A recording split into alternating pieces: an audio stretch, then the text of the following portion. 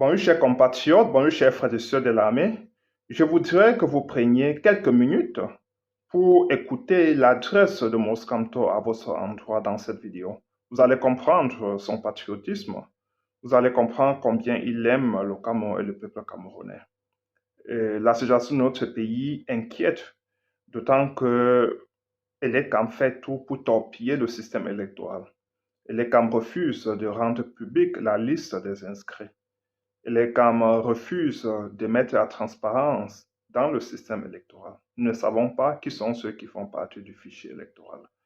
Dans ce contexte, nous sommes certains que le rejet de M. Biya va encore frauder en octobre prochain. C'est la raison pour laquelle l'armée camerounaise, si elle veut entrer dans l'histoire, devra être du côté du peuple camerounais. Pas du côté de Maurice Kamto, mais l'armée camerounaise devra être du côté du peuple camerounais. C'est-à-dire, l'armée devra respecter la volonté du peuple. Si le peuple camerounais a choisi Maurice Kamto comme le prochain président de la République, l'armée devra tout simplement rester neutre et laisser les choses suivre leur cours. C'est-à-dire, laisser que le Conseil constitutionnel proclame Maurice Kamto comme le prochain président de la République de notre pays. C'est tout ce qui est demandé à l'armée aujourd'hui. Parce que certains souvent nous disent que si Maurice Kamto gagne, l'armée va le déposer. C'est tout simplement impossible puisque l'armée connaît l'esprit républicain de Maurice Kamto et surtout son patriotisme. Parce que cette armée a toujours travaillé avec Maurice Kamto et d'ailleurs, même bien avant que cette référé du régime, M. Biya donne aujourd'hui l'impression de mieux connaître cette armée-là que Maurice Kamto lui-même avec qui ils ont travaillé sur le dossier Bakassi et qu'à la suite de leur travail, de leur grand travail, nous avons obtenu réparation dans ce différent frontalier dans la presqu'île de Bakassi. Donc nous savons que Maurice Kamto a toujours été un patriote et l'armée le sait. C'est la raison pour laquelle je m'arrête ici pour que vous puissiez, chère armée, écouter Maurice Kamto et à la fin, nous allons faire quelques petites analyses et interprétations du contenu du message de Maurice Kamto. Soldats, sous-officiers, officiers, officiers généraux, mesdames, messieurs du personnel civil des forces de défense, mesdames et messieurs les personnels des forces de sécurité, la fête du 20 mai est la fête de l'unité de la nation. Qu'est-ce qu'une nation? Une nation est une population réunie par l'histoire, dont la volonté de vivre et de construire ensemble un destin commun en fait un peuple. C'est également un territoire défini par des frontières. C'est aussi un drapeau et un chant de rassemblement qu'on appelle l'hymne national. Par-delà les gouvernements, les communautés, les organisations politiques, il existe un corps de métier qui est à la fois le creuset et le ciment de la nation. C'est l'armée nationale et plus largement les forces de défense et de sécurité. C'est l'armée, certes sous l'autorité intangible du pouvoir civil, qui protège le peuple avec lequel elle fait corps. C'est elle qui défend les frontières de la nation et donc l'intégrité du territoire. C'est elle qui verse son sang pour le drapeau en chantant l'hymne national, ce grand chant de ralliement et de dévotion. C'est pourquoi il m'a paru important de m'adresser spécialement à l'armée camerounaise, notre armée, et plus globalement aux forces de défense et de sécurité, à l'occasion de cette 49e édition de la Fête de l'Unité nationale qui intervient dans un contexte particulier. En effet, le Cameroun connaît depuis 2014 une succession de crises sécuritaires multiformes.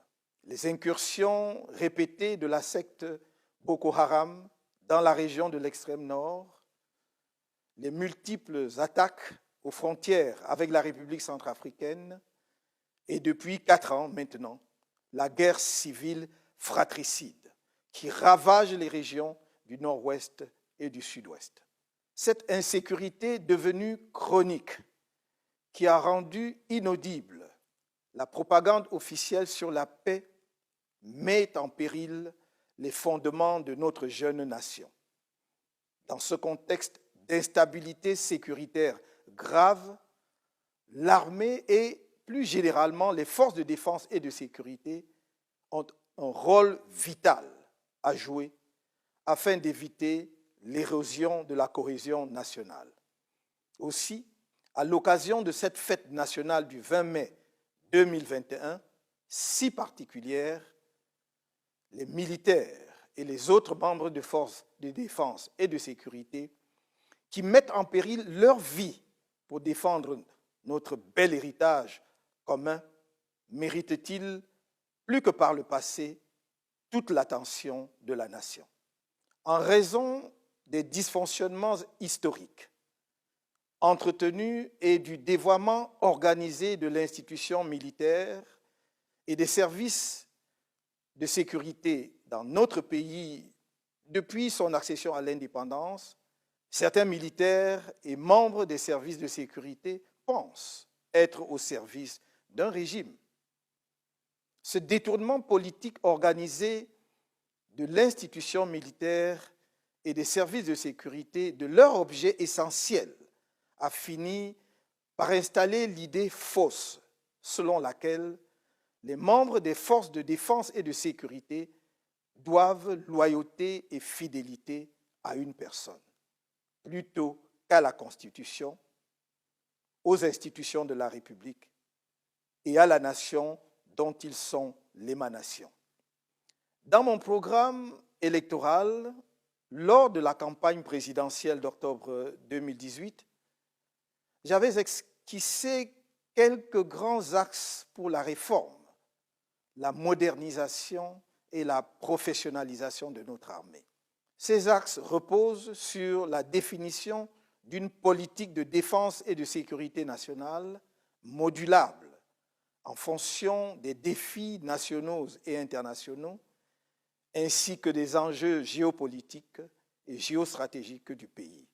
La politique de défense et de sécurité nationale est le cadre où doivent être fixées les orientations stratégiques des actions militaires, civilo-militaires, économiques et particulièrement industrielles de la nation.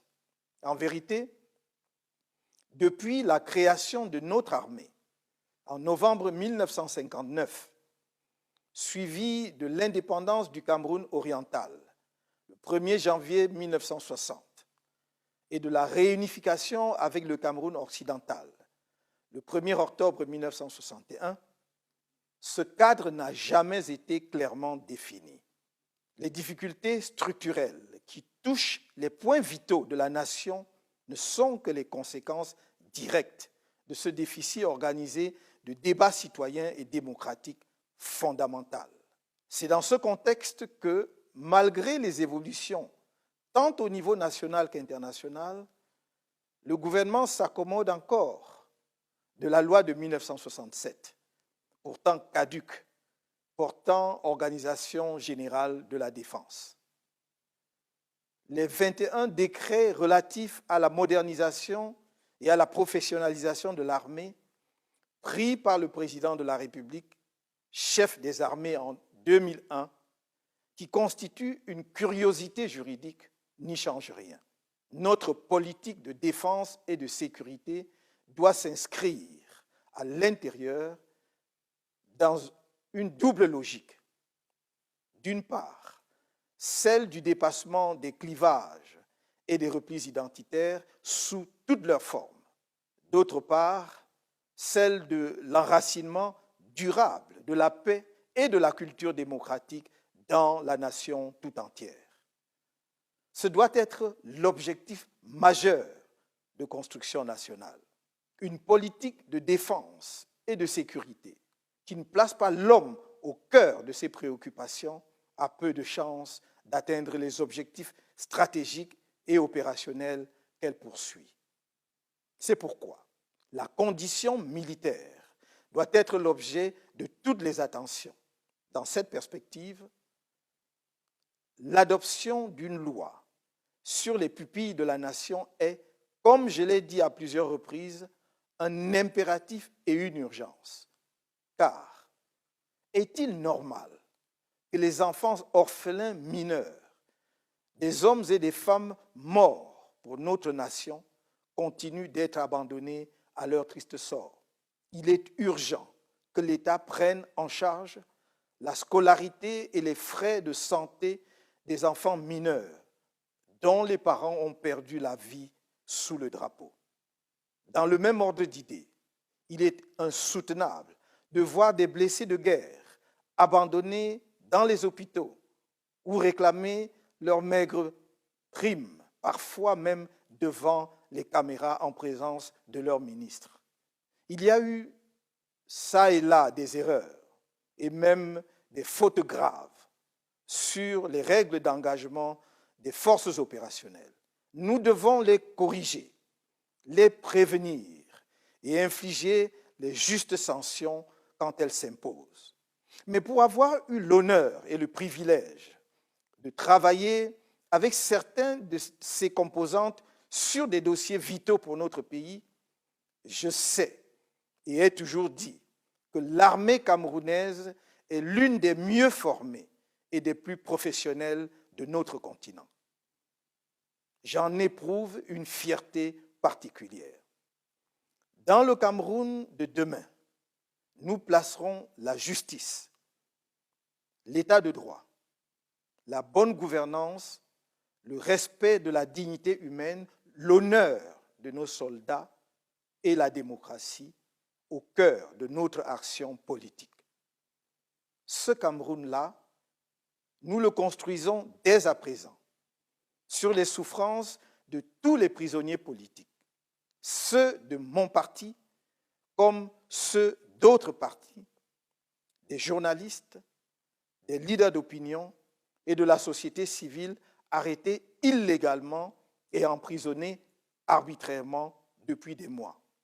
J'ai à cœur de doter notre pays des capacités stratégiques, opérationnelles et humaines susceptibles de lui permettre de faire face à ces nombreux défis sécuritaires. Cependant, le cap de la mutation profonde ainsi fixé à notre système de défense et de sécurité a pour précondition la confiance de la nation en son armée et en ses services de sécurité. Cette confiance indispensable reste à construire, tant il apparaît encore à beaucoup de nos compatriotes que les institutions militaires et sécuritaires restent un instrument quasi privé de répression politique aux mains de celui qui contrôle le pouvoir et de son parti politique. C'est dans le sillage de cette confiance à bâtir avec vous la nation et qui se nourrira de votre compétence morale que je vous invite, soldats, sous-officiers, officiers, officiers généraux, personnel civil de la défense, membres des forces de sécurité, à ne pas vous sentir menacés par l'alternance démocratique devenue inéluctable dans notre pays. Sous le nouveau pouvoir que les Camerounais porteront à la tête du pays de façon libre, à travers des élections justes et transparentes, il n'y aura aucune rancœur, ni aucune chasse aux sorcières. Car l'histoire nous enseigne que les nations se bâtissent avec des tâtonnements et des erreurs, et que les désirs de revanche sont les terreaux de la haine et des vengeances recommencées. Ce nouveau pouvoir qu'une majorité écrasante de Camerounais appelle de tous ses voeux sera la conséquence logique du dialogue inclusif par lequel nous trouverons ensemble, en tant qu'enfants d'un même pays, une solution pacifique durable aux conflits armés dans les régions du Nord-Ouest et du Sud-Ouest et l'émanation du libre choix des Camerounais sur la base d'une réforme consensuelle du système électoral. C'est avec vous, dans toute votre diversité, que je souhaite jeter les jalons du nouveau système de défense et de sécurité du Cameroun, démocratique, moderne et ambitieux. Ne vous laissez pas effrayer. Ayez foi en notre volonté commune de travailler pour assurer à nos enfants, nos petits-enfants et aux générations qui suivront un avenir meilleur. Soldats, sous-officiers, officiers, officiers généraux, mesdames et messieurs du personnel civil, des forces de défense, membres des forces de sécurité, vous pouvez me croire. Je me tiendrai toujours à vos côtés quand il s'agira de défendre le Cameroun. C'est le serment d'un patriote. Vive la nation camerounaise. Chers compatriotes de l'armée, vous venez là d'écouter Maurice Kamto et je pense que la posture d'homme d'État qu'il incarne ne fait l'ombre d'aucun doute. Vous avez compris ce que Maurice Kamto vous a promis. Il va revaloriser votre salaire pour que vous puissiez vivre dignement de votre travail et de votre sacrifice. Maurice Kamto va vous honorer, surtout ceux qui tombent au front. Oui, Maurice Kamto va vous indemniser, va accompagner vos familles parce qu'il est très important. Il est plus que urgent que les gendarmes, que les militaires, que les policiers sachent que Maurice Kamto a toujours été là, à leur côté, notamment avec le don de sang qu'il lança immédiatement après son entrée dans l'arène politique. Vous vous rappelez encore, Maurice Kamto a toujours défendu l'armée, même quand celle-ci était accusée d'exaction contre les agents de Boko Haram. Maurice Kamto était là pour défendre l'armée camerounaise. Maurice Kamto veut tout simplement travailler avec cette armée camerounaise-là pour instaurer un état de droit où les citoyens ne seront plus torturés, où les citoyens ne feront plus l'objet d'enlèvement. C'est la raison pour laquelle Maurice Kamto veut travailler avec l'armée républicaine de notre pays, pour que cette armée puisse instaurer la paix, la quiétude dans les quartiers de notre pays. Il faut une police de proximité. Que l'armée camerounaise sache que en octobre prochain, le régime M. Biya devra libérer le plancher. La forfaiture ne sera pas acceptée. Non, que l'armée sache qu'elle ne devra pas tirer sur leurs frères et sœurs manifestant à main nue. Parce que ce qui se profile à l'horizon fait vraiment peur. Le régime a bloqué le système électoral. Le régime va empêcher que les élections présidentielles se déroulent dans de meilleures conditions. Il n'y aura pas de transparence. Les élections ne seront pas libres, nous le savons déjà. Et la corruption va se mettre en branle d'ici peu. C'est-à-dire que les mécanismes de conservation de pouvoir sont plus que jamais effectifs. Cette machine à fraude va encore faire le travail qu'elle a pu faire pendant plus de 4 décennies. C'est la raison pour laquelle l'armée devra être responsable en octobre prochain. Regardez sur d'autres cieux comment l'armée est toujours en liesse, comment l'armée est toujours aux côtés du peuple. Et le peuple devra se manifester. Le peuple devra inverser le rapport de force sur le terrain. L'armée ne devra pas obéir au régime parce que le plus souvent, vous avez vu que certains brebis galeuses ont tiré sur les manifestants à main nue entre 2018 et 2020. Et beaucoup portent des séquelles à vie parce que certains brebis galeuses ont soumis nos compatriotes à des tortures. On branchait leurs compatriotes au courant électrique. On trempait leur tête dans la fange et on demandait aux Camerounais de boire cette fange-là. Quelque chose qui est inacceptable. Des traitements inhumains et dégradants. Ils ont écrasé les testicules, monté sur des femmes. La torture était systématique au Cameroun entre 2018 et 2020. C'était animalier. C'était atroce. Que l'armée camerounaise prenne des dispositions pour que cela ne se répète plus jamais dans notre pays. Il y aura un état de droit où tout le monde est respecté, où tout le monde est pris en considération, que l'armée sache que Moïse Kamto fera toujours tout pour qu'elle puisse trouver sa place dans notre pays. Oui, pour qu'il y ait un rapport humain avec les compatriotes, pour que l'armée vive dans un certain amour avec leurs frères et sœurs, avec des citoyens camerounais. Il faut que cela soit connu, il faut que cela soit, que tout le monde sache que Moïse Kamto ne vient pas pour brimer, pour condamner l'armée, mais Moïse Kamto veut travailler avec cette armée-là. Oui, comme ça se passe ailleurs sur d'autres cieux. Chers compatriotes, voyez-vous que Moïse Kamto est là pour un changement dans la paix et à travers les unes. Il ne compte sur aucun pays occidental, il ne compte sur aucune milice armée.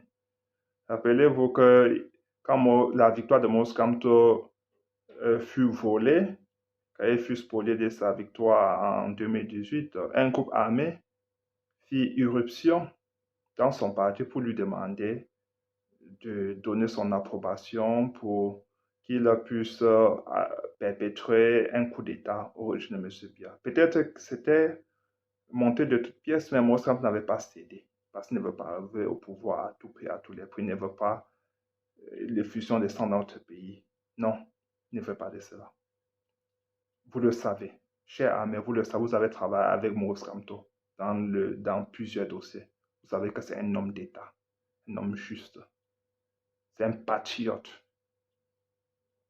Travaillons pour que son arrivée au pouvoir soit une réalité en octobre prochain et que tout le monde puisse trouver son compte, que le peuple camerounais, les jeunes puissent trouver du travail, que l'armée, les policiers, les gendarmes, toutes les forces de maintien et l'ordre de sécurité, que tous puissent être pris en considération, qu'ils puissent obtenir un salaire décent. Oui, c'est ce que Moïse Kamto propose, c'est ce qui servira au peuple camerounais. Tout le monde trouvera son compte. Tous les enfants, tous les fils et filles du Cameroun resteront au Cameroun et vivront de la sueur de leur front. Oui, ils trouveront leur compte au Cameroun parce que le contexte, ce contexte-là sera créé.